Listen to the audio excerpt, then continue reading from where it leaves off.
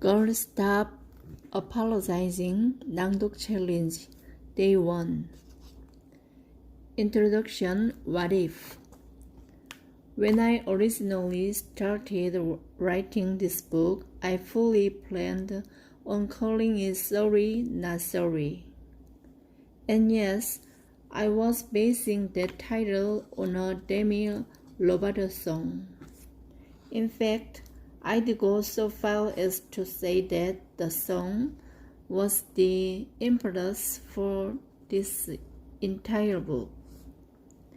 Imagine, if you will, the late summer of 2017, when I first heard this jam.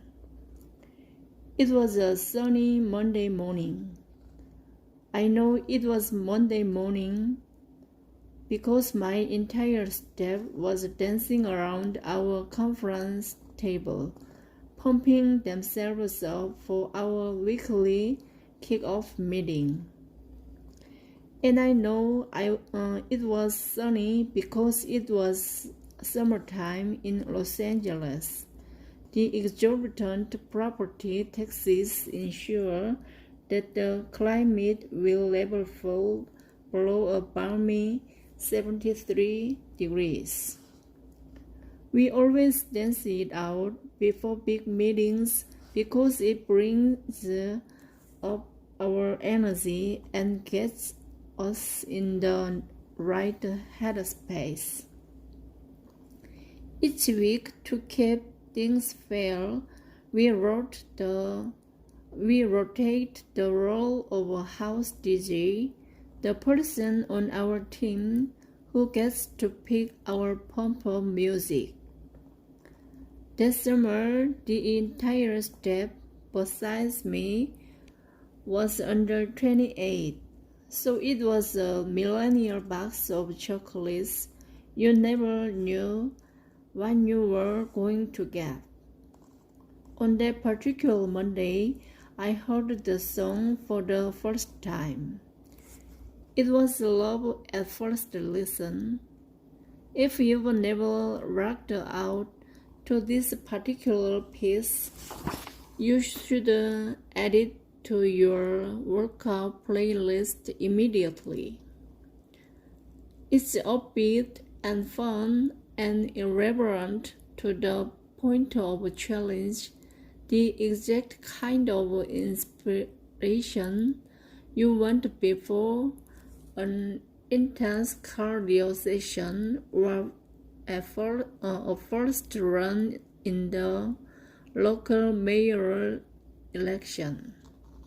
Demi let us know that she's looking great and feeling great and living her life on her own terms.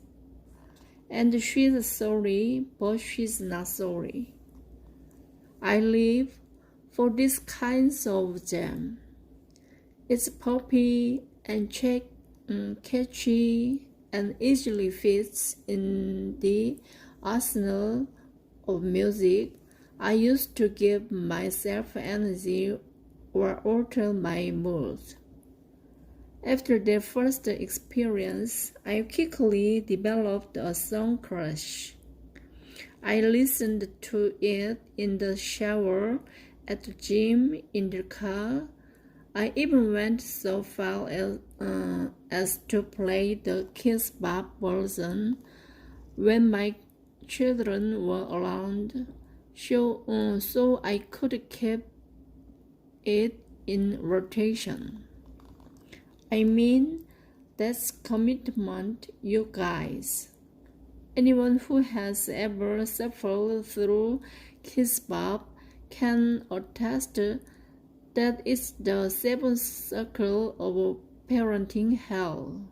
But that's how much I loved this song.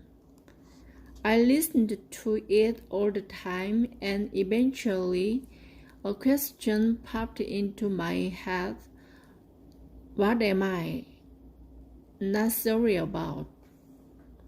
See, Demi, she's not sorry about living life on her terms. She's not sorry for looking good or feeling good or making her ex-boyfriend jealous, or taking a bubble bath in a jacuzzi in the living room, if her music video is anything to go by. But what about me? What were the areas in my life that I absolutely refused to apologize for? I wish I could tell you that every part of my life is a long list of not giving a tinkle damn what anyone else thinks, but that wouldn't be truthful, no matter how much I want to set an example for you now. As a side note, I spent much of my last Christmas holiday in bed sick with a horrible chest cold. I used that time to read many historical romance novels set in the Regency era with the brooding dukes who were always saying things like, "Evangeline, I don't give a tinkle damn, that society thinks," just before kissing the heroine with the passion of 10,000 suns or whatever. My New Year's resolution was to start using the term tinkle damn in everyday speech. I've already accomplished my dreams, and it's only January the 2nd. Huzzah! But truly, like many other women, I'm still in the process of overcoming a lifetime of people-pleasing. I constantly strive to move through every part of my life unconcerned with the opinions of others, but truthfully, I don't always achieve it.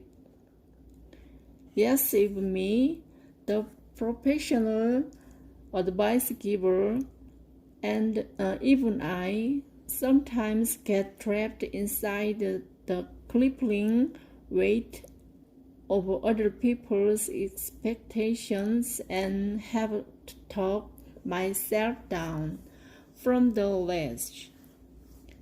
But you better believe there are areas where I have mastered it.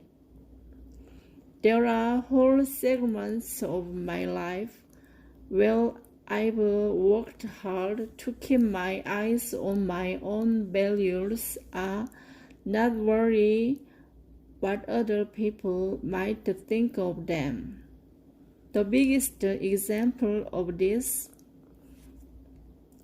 big audacious dreaming, massive obnoxious goal setting, being a proud working mother instead of buying into the special brand of oppression found inside mommy guilt, daring to believe that I can change the world by helping women like you feel brave and proud and strong. I may occasionally get tied up in the trappings of some stranger being mean on the internet about my hair or my clothes or my writing style, but I no longer spend a single second of my life worrying about what others think of me for having dreams for myself. Embracing the idea that you can want things for yourself, even if nobody else understands the whys behind them, is the most freeing and powerful feeling in the world. You want to be a third-grade teacher? Wonderful! Open a dog grooming studio where you specialize in dyeing poodle pink? Great!